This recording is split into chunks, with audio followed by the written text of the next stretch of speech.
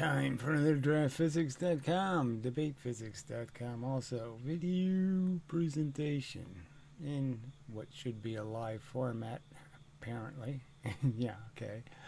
I think I'll play a Dispar video eventually, but just go over a couple of these little details about, why you're obliged to make a decision between kinetic energy and momentum. You really can't believe reasonably that both are conserved or both are real.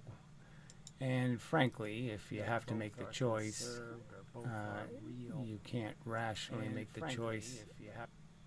Huh. Sound is so low. But anyway, I'm sure it'll have to do. Just the only rational choice is momentum. It's the durable thing that's always been true, blah, blah, blah. And there really shouldn't be a disagreement among reasonable people. So, so let's go over, the simplest of experiments, okay? So, the one that sort of started it all for me anyway as an argument that, this needed to be discussed. So you have a 5 mass going 10V, and we just add 5 to it, okay, gracefully, all right? And you end up with a 10 mass going 5. And, momentum makes perfectly good sense, okay? The whole thing fits, it's done, it's complete. You don't need to fiddle with it in any way. It's good science. Okay. Momentum is conserved. It makes perfectly good sense. The energy is conserved, and it all works out fine. Now, their kinetic energy theory ruins it all because obviously it says these two things aren't equal. Okay, that this has twice as much energy as this product you end up with, and somehow you lose half the kinetic energy. So half the kinetic energy disappears. I'm going to make some argument that, in creating this 10 mass, that somehow you did something so aggressive and so hostile that you create a bunch of energy that left, in form of sound and vibration, sparks, whatever. Half the energy, which is a significant amount of the energy, has somehow been lost to what they'll call as deformation. But we know that all deformation is meaningless. That what it really dissipates into is heat. No deformation. Deformation by itself doesn't use energy. The deformation is just a process that leads to the creation of heat. So there's no permanent use of energy, and I guess that's the argument that has to keep being made, is that you can't kill energy. So even if fenders are bent, it doesn't mean anything because the net energy is still there. So you can still collect it as heat. You can still collect it as something else than the bentness. The bentness didn't use it. The bentness merely is a process that happens between the energy being linear motion of an object and it being heat. So this connects to, just the idea that if you did roll something on a surface, that all you can do is take its linear energy, its momentum, and convert it into motion in the ground, and that the amount of motion in the ground is going to equal, the mv, that you started with. And that's all you can do is conserve the energy. So the heat, this is Joules' argument, the heat is a representation of what you start with as energy, and the idea is you're just going to convert it into this simplest form, heat. So if you take that argument and put it back here again, you can understand that, this would be a big problem, because, if I lost half the kinetic energy and I lost half of it to heat, which is essentially momentum, how can I have my momentum in two places at the same time? I can't have mv here as heat, Okay, all right, and have mv here conserved as linear motion. I can't do both. I can't still have the energy leaving here as heat and have all of the momentum here in linear motion. I can't conserve all the momentum and make more momentum over here somewhere. So I'm just saying the logic is implausible, impossible. It's nonsense. I really shouldn't have to keep arguing this and say, okay, this needs to be fixed, because obviously it doesn't make any sense. You can't conserve both. That's clear.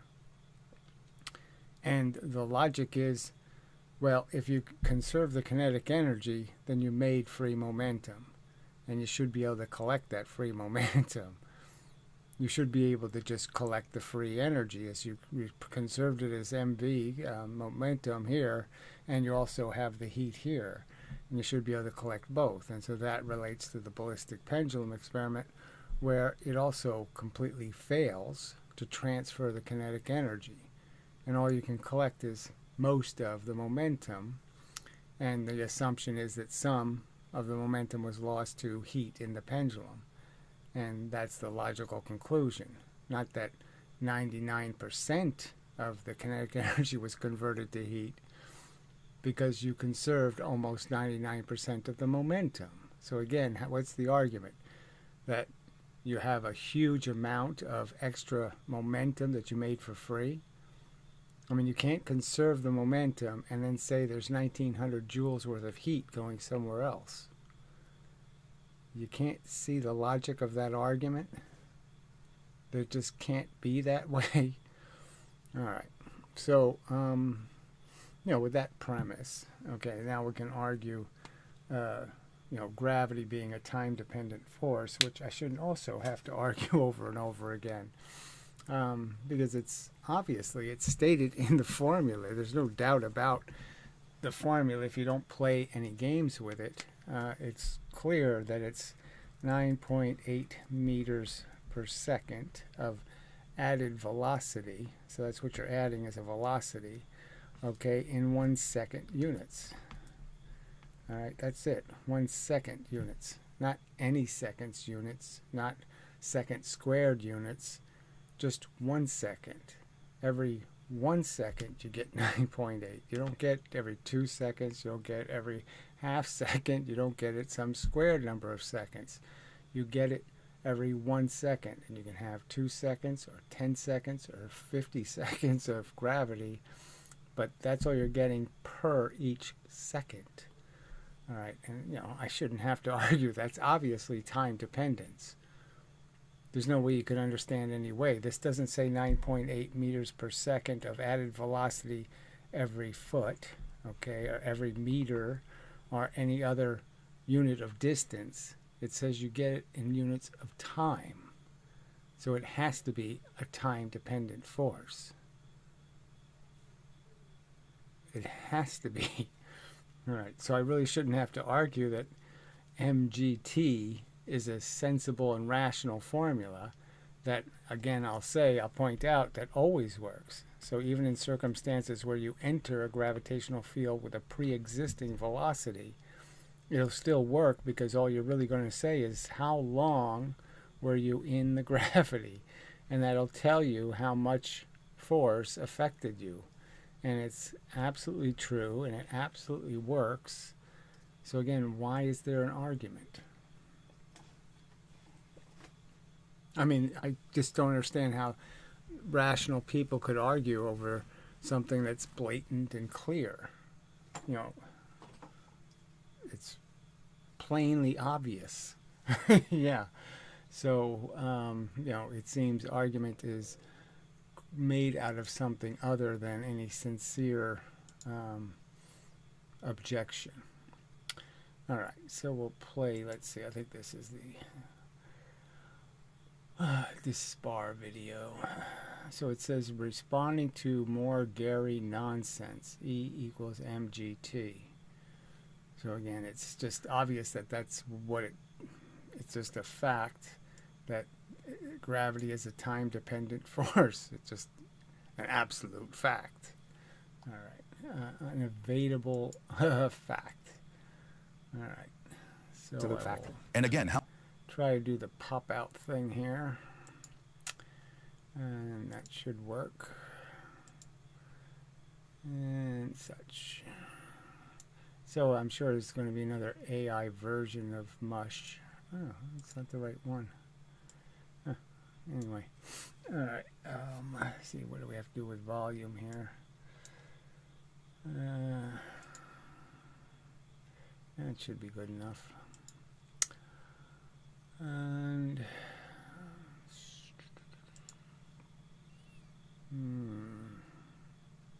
where'd the pop-out window go?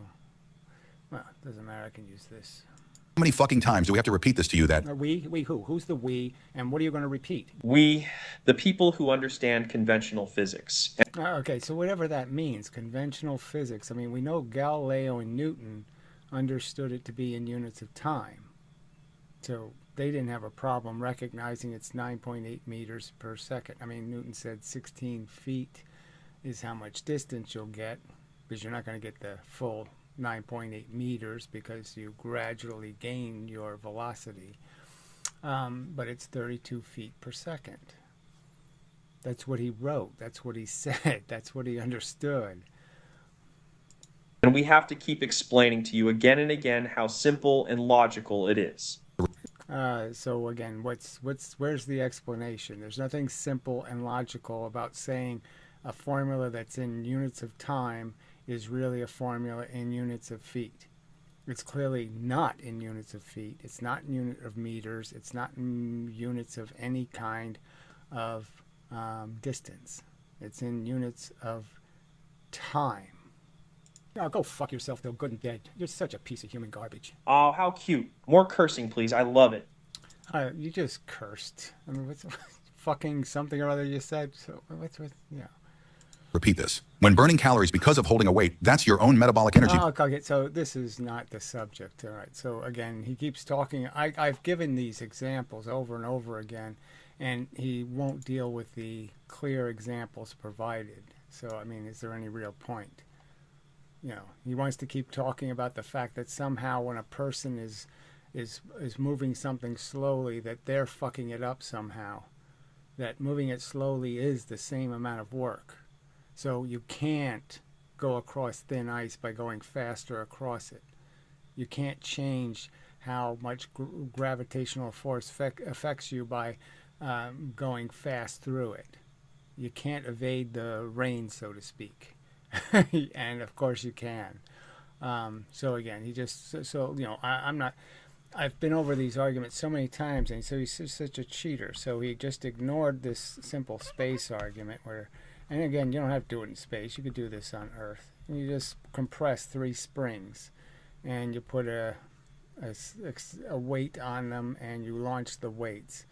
And if you launch 1 weight, okay, you'll get 1 unit of velocity. You launch 2 weights, you'll get 2 units of velocity. You launch all 3, you'll get 3 units of velocity. Clearly, you will not do 9 times the work. You can only do 3 times the work, and you'll get 3 times the velocity. So clearly the formula doesn't work.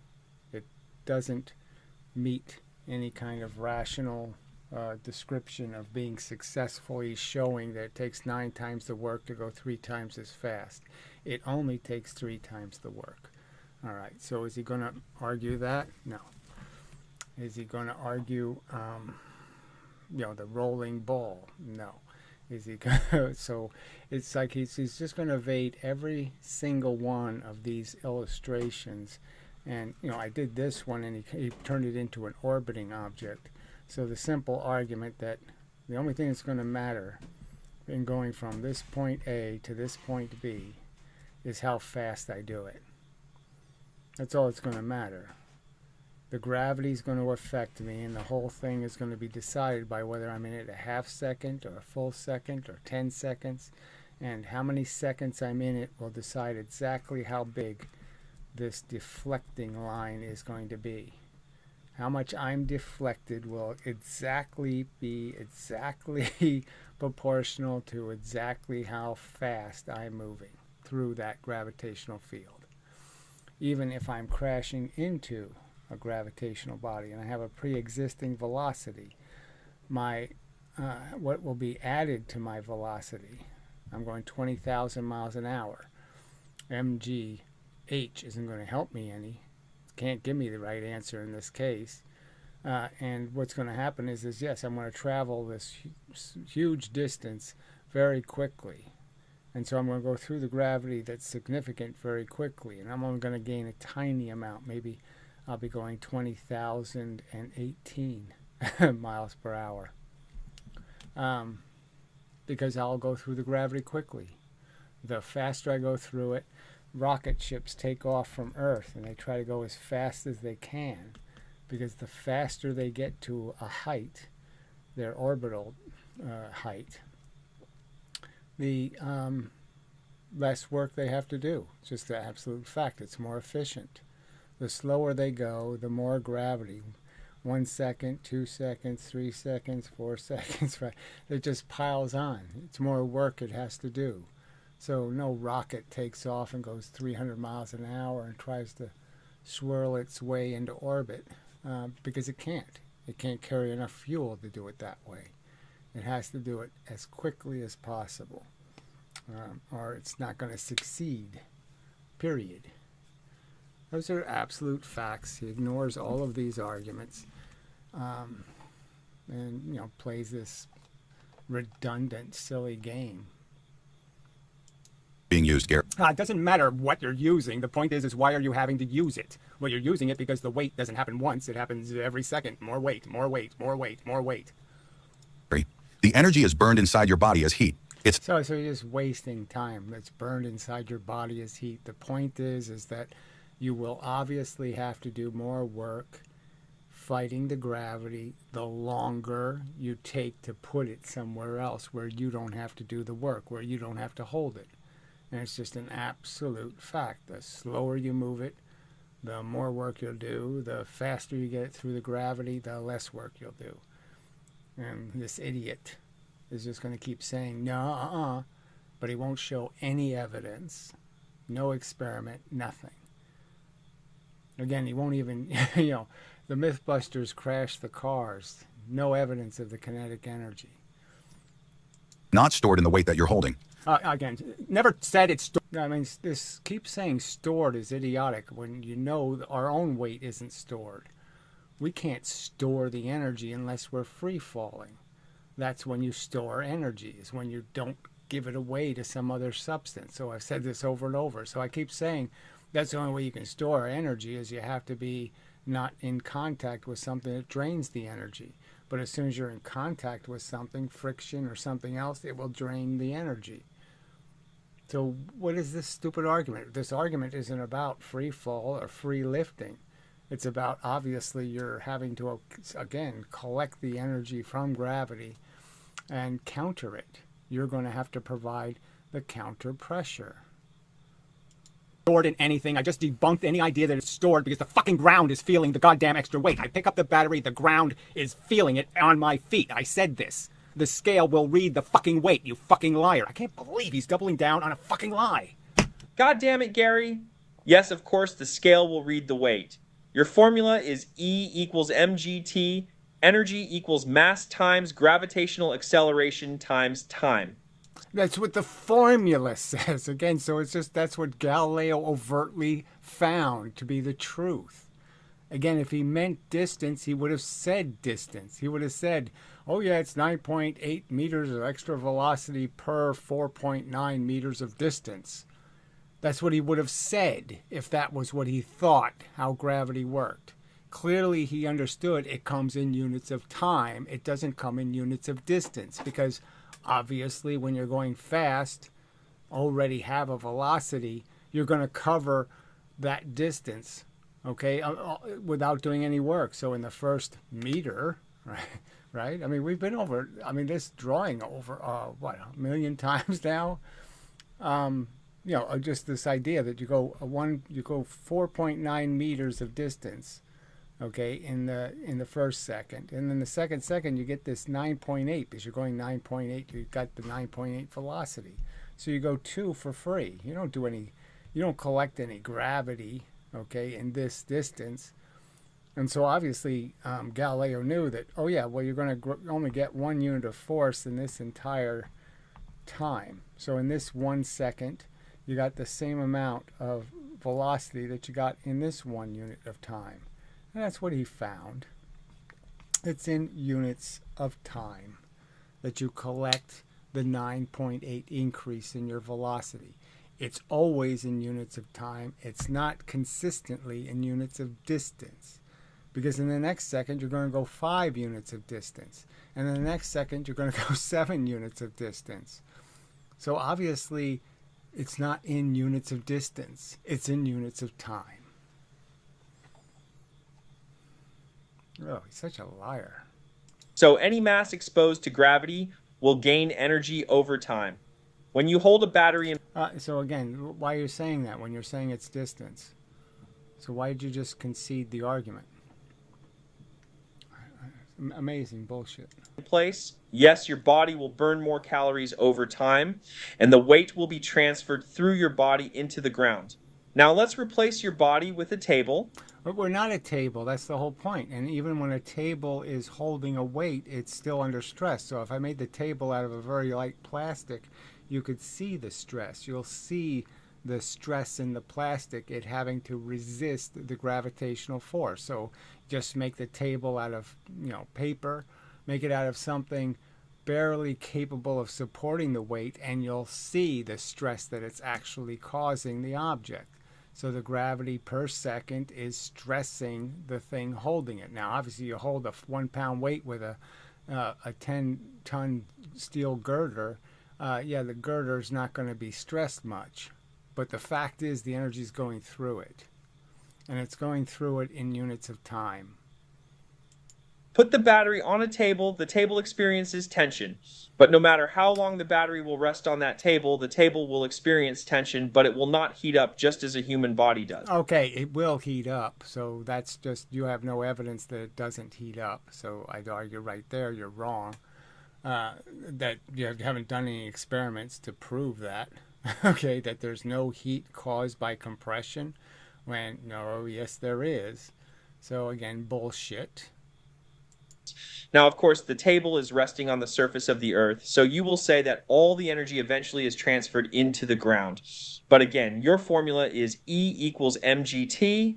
This means that the battery continues to deliver more. So again, this is a lie, okay, that there's some delivery thing where the battery is storing the energy. I've already pointed out the only way it could store it is it has to have no contact with something that would drain the energy. So obviously, light friction could take part of the energy. If I put a bunch of little sticks in the way and it hit the little sticks, they would steal the energy, okay? But it might only be a portion of it. And obviously, if I let it hit the ground, well, then all of the energy will be absorbed by the ground, and it will continue to absorb it. Every second, the ground has to absorb the energy my body's collecting. But I don't get to keep it. I don't get to store it. So again, it's just a lie to, that the formula implies any such thing. It's just a disgusting fucking lie by a human piece of garbage. More and more energy to the ground as time continues. This means that the surface of the Earth will slowly heat up over time simply because an object with a certain mass is resting on the ground. And it only heats up because of the constant 9.8 pressure being applied to the mass. The mass is being pushed constantly, okay, in 1 second units of force. The force is in units of time. That's literally what your formula states. You can't fucking deny that. If you... It's just a lie, so fuck you. You're just such a... I can't even play this shit, really. I mean, it's just a lie. A disgusting, putrid, fucking straw man lie. Put a mass on the surface of the Earth, you say the energy or the gravitational force that it experiences every second goes through the ground into the Earth. And this goes on... Yes, that's what happens. Yes. Duh, fucker. Every second, the Earth gets hotter and hotter because of the shit on top of it. Well, it stays hot because of the shit on top of it. The only way it stays warm underneath you, the ground is hot. It's full of lava, all kinds of stuff. And that's because there's fucking weight on top of it. and it's constantly being applied a pressure by gravity. You dumb shit. Every second, the Earth receives more and more energy because of this mass. So if that mass stays there for 1 million years, it will have delivered millions and millions of joules of energy. And it's excreting millions and millions of joules of energy every second. It's leaving the Earth, okay? So again, he's just going to ignore the argument that the Earth is this gigantic thing made out of, a huge amount of mass being pushed towards the center of the Earth constantly, every second. My own body weight could be 75 joules worth of energy being pushed into the Earth. So you can just imagine what all the rest of the shit on the surface of the Earth is pushing and how much energy that actually is. And yes, all of that energy will eventually go back into space, but the fact is there's a delay between when I go in and when that energy will come out. Absolute fact, retard. To the Earth. So every single building, every single statue, every single object that is resting on the surface of this Earth is constantly delivering energy to the Earth. Right, and the Earth is constantly delivering energy to the universe. It's constantly excreting heat. Constantly. So after 1 million years, the Earth will be completely filled up with energy. So again, another bullshit argument that there's some sort of storage. There's no storage. It reaches its thermodynamic maximum, and that's it. And it stays that temperature. So like any fire, it has to be refueled. And every second, it has to be refueled. It can't stay that temperature unless it keeps being refueled. You can't understand that a fire needs to be refueled, that you can't have a perpetual flame without having a perpetual source of energy. You fucking idiot. Heating it up so extremely much, the Earth will eventually turn into a bright shining... All right, so we know this is all just a lie, right? There's nothing about the theory that says the Earth is not excreting any heat. And so the simple argument is that an arrow of this size goes into the Earth and an arrow a little bit shorter comes out of the Earth. Okay, so you have whatever, we could just say 10 joules go in and 9.8 joules comes out. And what's in here are those 2.2 extra joules of heat that's still stuck in the Earth. And if you turn this source off, you turn the fuel off, then it would excrete those 0.2 joules. And that's the simple truth. And so that's the fuel. Gravity's the fuel. The Earth reaches its thermodynamic equilibrium based on how much energy is coming in versus how much goes out right now. And it has a little cushion that'll end up popping out after now.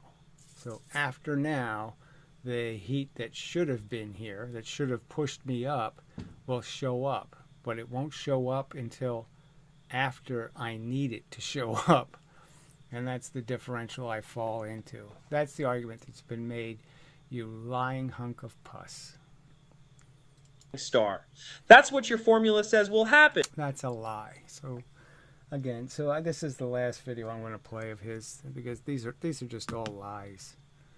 It has nothing to do with the arguments I've presented. It has nothing to do with anything the formula demands or states. I clearly have made the point the only way you can store the force given to you by gravity is you have to have no mechanism that allows you to leak that energy. You have to be able to keep it in the form of a velocity. If you can't gain velocity, you can't keep the energy. You dumb fuck! God, what a piece of scum.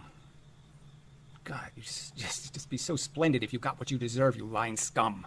We already have. You're ugly as fuck. Oh, how cute. Resorting to personal insults again. Yes, because that's what you deserve. You deserve whatever, the worst you could possibly get. You're just such a scummy, lying sack of shit. Well, you look like a fucking scarecrow. How? Yeah, I'm not worried about what I look like. It can't get to me, fucker. Yeah, you're going to lose. Okay, that argument. You're worried about how fucking ugly you are. I'm not worried about how scarecrowy I am.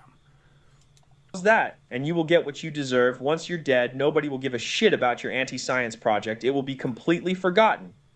Yeah, well, let's just say that everybody gets to take a shit on your fucking head when you're proven wrong. Is that the agreement? Weight itself that you're holding is not gaining energy. You're not adding. So again, this is just idiotic. Obviously, every fucking second it's gaining energy, and it's going right into my goddamn fingers, and right into my arm, and right down my fucking spine, and right into the goddamn ground. That's what it's doing every fucking second. But here you go. You say that the object gains energy over time, and the energy... No. So again, it's just a lie. I never said it gains or stores energy over time. All I said was it's happening every second at a certain amount. The quantity happens every second of pressure. I said it's time dependent, as the formula explicitly says. God, he's such a liar. energy goes right through your body, into the ground. And this goes on every second. So after 1 million years, the ground will have received a ton of energy. And you would have had to do a big part of that. Just like the scale doesn't read your weight, okay? I put 10 pounds on this scale. It's not going to immediately put 10 pounds into the ground. The scale has to do this. And that's what our elastic body does. It supports something. I hold something in my hand, my body supports it. So I do have to do the work to lift it somewhere, to move it somewhere. I have to apply more force than gravity to be able to lift it. Just holding it, yeah, the ground can do that. To lift it, I have to apply more force than the ground can provide, obviously. Obviously. God, you're such a scummy liar. Earth will eventually heat up. Speaking, if an object wasn't supported. I mean, there's nothing to argue here. It's an idiotic, ludicrous idea that when something's falling, it's storing the energy.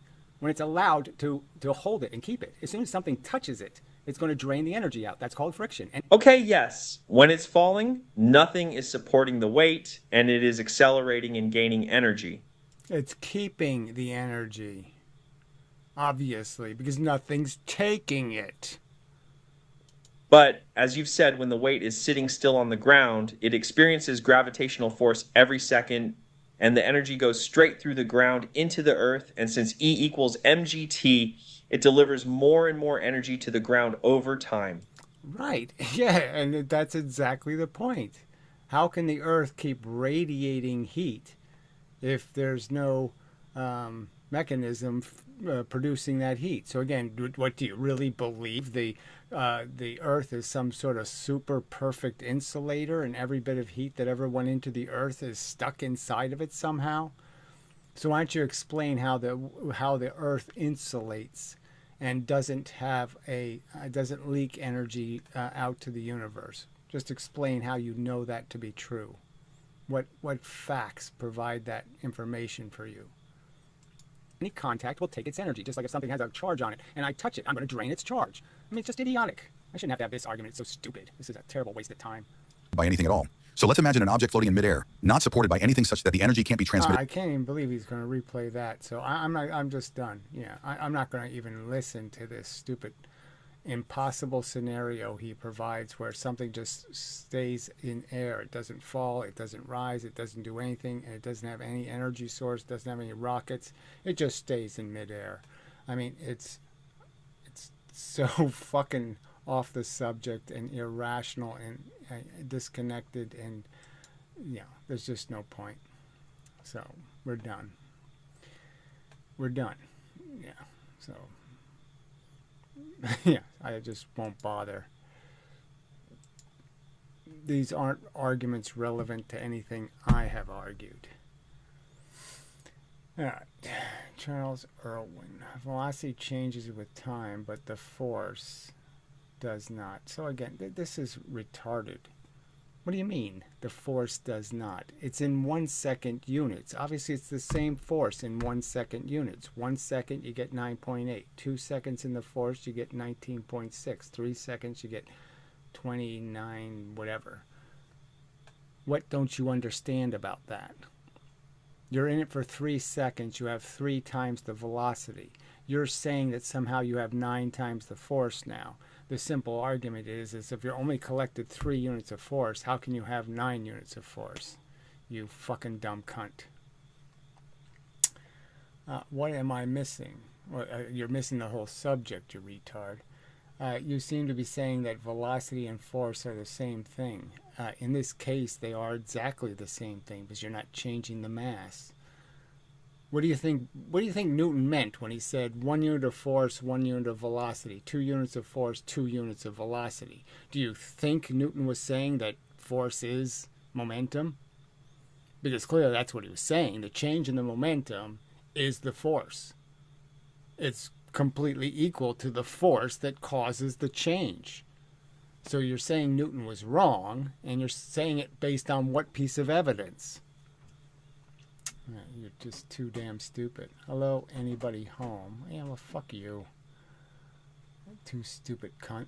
Anyway, just going over the same old stuff. Yeah, there's nothing else to do. You don't see how these are elemental, fundamental arguments about physics that they have zero evidence to support their wacky, silly notions. They, again, haven't done any of these experiments. Their physics doesn't even know what speed you have to move something for it to, with momentum and impulse, weigh its weight. What impulse velocity will read your weight on the scale? They haven't even bothered to do that experiment. Dumb shit. Does he not believe in F equals ma? Why would I believe in F equals ma when it's F equals mv? And that's what Newton explicitly said. Twice the force, twice the velocity. 3 times the force, 3 times the velocity. What don't you understand? And where's your evidence of something else being true? Again, do I have to redraw the spring thing again? How do you explain that, you fucking asswipe? How do you explain how 3 springs, I launch all 3 springs, I'll get 3 units of velocity. You say I have 3 units of velocity, I must have done 9 times the work to have it. Well, where did I do 9 times the work? Fucker. There are 3 springs. I did 3 times the work. You dumb fuck.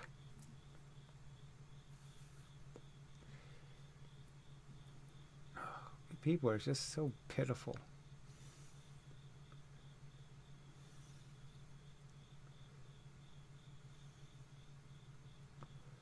I mean, how irrational. I mean, it's just you're belligerently moronic. You just don't give a fuck about the truth and getting to anything called the truth. Your science is shit. It hasn't done any research. It hasn't done any investigation. It hasn't even tried to prove Leibniz's claim that 4 pounds dropped 1 foot is the same impact energy as 1 pound dropped 4 feet. Even though you know one of them has half the momentum, you're going to argue that they have the same energy. And that's just fucking idiotic.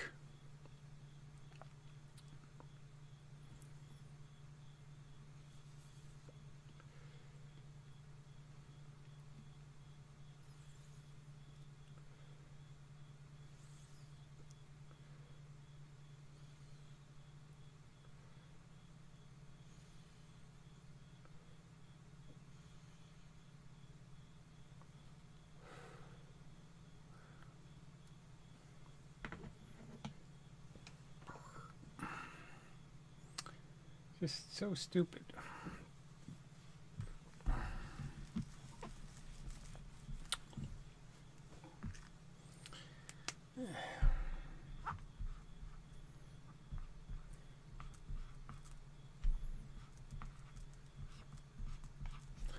So that's Newton's idea, that the force equals the change in your momentum over a period of time. That's how he derived 9.8 meters per second, okay, of velocity over 1 second because it's in units of time.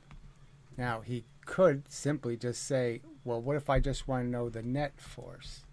I don't want to know how much it's acquiring per unit of time. I just want to know what's the net amount of force. Well, then Newton would have told you F equals the change in your momentum. That's it. So you tell me where I need to do this F equals ma crap, when clearly Newton was saying F equals velocity, because you're not changing the mass.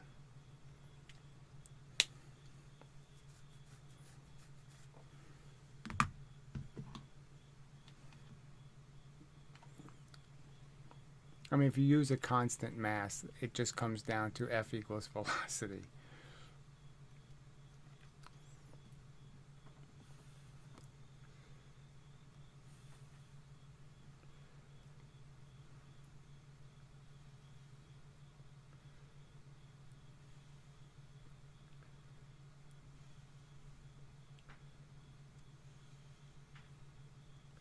I suppose you could put the velocity over 1 kilogram, and that would just make it simpler. So you could just say velocity over 1 kilogram.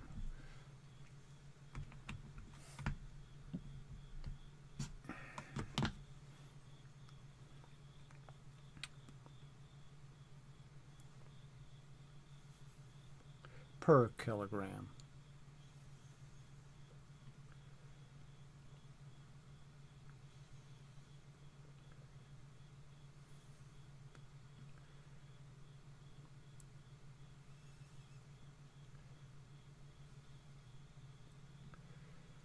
It is pitiful.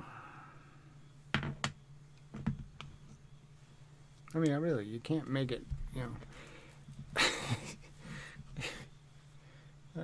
if you knew anything about the history, you wouldn't be so obnoxious and so arrogant. If you knew who Leibniz was.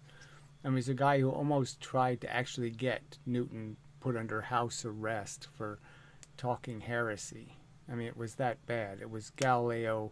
He was trying to reinstitute the Inquisition. He was trying to get the royals to censor and shut Newton up, because of this stupid MV squared nonsense, this silly fable. And again, it's disproven with just something this simple. So you're not gonna be able to create any argument. It's just an absolute fact that each one of these springs has the same mass on it. I use the same work to compress the spring. And the absolute fact is, I launch one spring, I get 1 velocity. I launch 2 of the springs, I'll get twice the velocity. I launch all 3 of the springs, I'll get 3 times my velocity. So you explain to me how it's 9 times the energy. Go ahead, explain.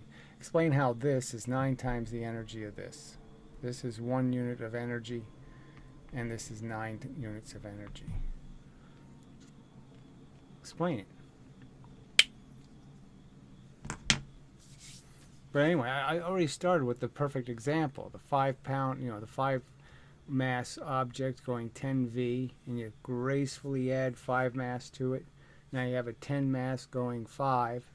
You've perfectly conserved all of the momentum, and then you're going to argue, no, half the energy was lost to heat and all kinds of sparks and all kinds of crap that happened. So you have more momentum. You have twice the momentum. Somehow you have momentum going this way and the same amount of momentum going this way. You've doubled your momentum magically.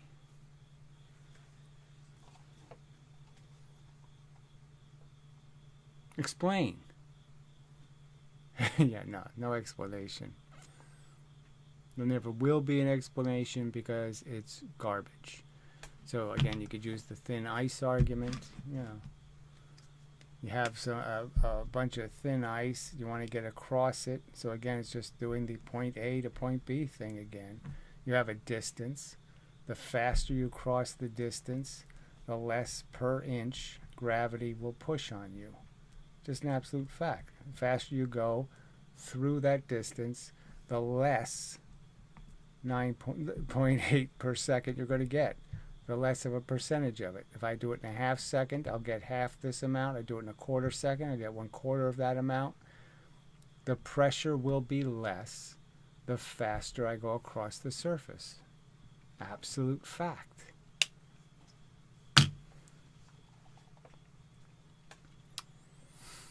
All right, so we have no answer from these morons. So let me do this just to show the morons. Yeah, their moronic chat.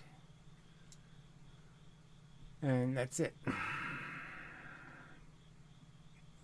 So all they do is say, just going over the same old stuff. Like, there's some reason to go over something else. I mean, the physics is critically broken, substantially flawed, absolutely nonsensical. It's a fucking religion, nothing better. They claim this stupid kinetic energy exists, but a rocket can't collect it. I can't collect it with this machine in space. I can't collect it with a ballistic pendulum. I can't make it work with a lever. I can't make it work with a pulley. Where exactly does this horseshit show up? And again, when Mythbusters crashed a 50-mile-an-hour car and then a 100-mile-an-hour car, half the crushing, not, twice the crushing, not 4 times the crushing, not even 3 times the crushing, not even 2.5 times the crushing, just 2 times the crushing. And you're going to keep obnoxiously and arrogantly defending what you can't defend with any fucking credible evidence. You can't show me credible evidence of kinetic energy ever doing any fucking work.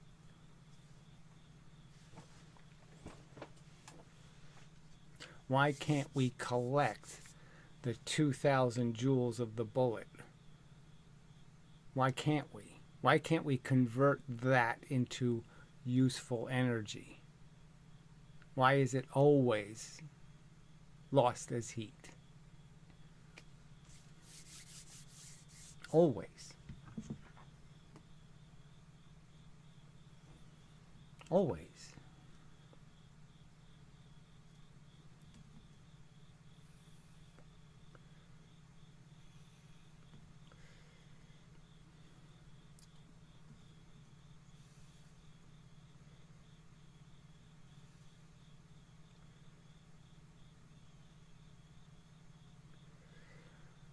So, no responses. Okay. Yeah, well, I'll apply the 2-minute warning kind of thing. Just get out of here. But yeah, I mean, obviously there's just nobody can make a rational counter argument. They're just going to all belligerently defend the scripture, the holy scripture, of physics. It's just an ugly, stupid, ignorant religion. The holy entanglements, the holy interference, the holy wavicle, just all bullshit. The holy Higgs boson, the God particle.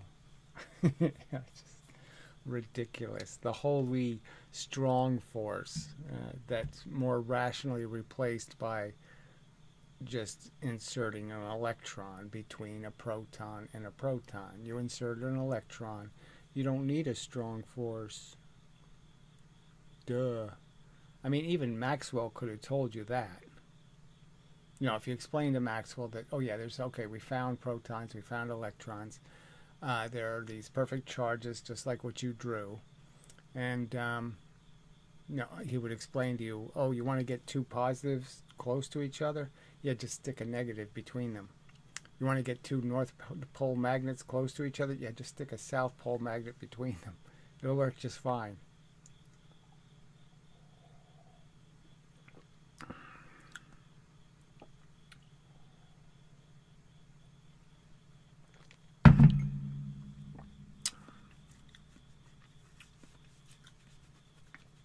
It's just so bad. Like I said, I just never realized that smart people are such scum. Educated people were just such ignorant scum. No point in educating them. because they don't do anything useful with their education. Apparently, you haven't learned that the truth matters, that you have to have facts to back up arguments, that there can't be overt contradictions. You can't say both are conserved when both are never conserved when you change the mass. So in no circumstance where you transfer energy from one mass to a different mass will you ever conserve both the momentum and the kinetic energy. It'll never happen. Yet they say it. So you don't even obey the simplest rules of logic. You're not allowed to contradict yourself. You can't say things that are overtly stupid. You can't say it's a fucking distant dependent force when you say it's 9.8 meters per second per 1 second. You can't do that. You can't claim that's a distant dependent formula and be reasonable, because it's clearly not a distant dependent formula. And you do all this shit in light of, what people like Newton said, I'm standing on the shoulders of giants. And here you are just stomping Newton and Galileo into the dirt, pretending that they were fools and gullible idiots because they didn't realize that there was this wonderful kinetic energy.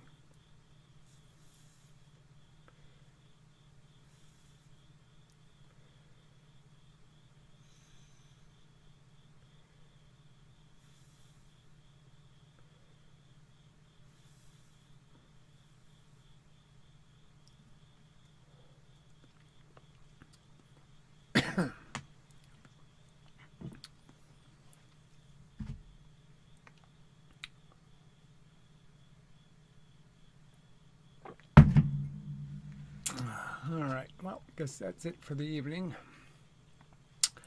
So, till the next time and such and so forth and whatnot. I hate you all with your guts. I think you're all such fucking pieces of garbage.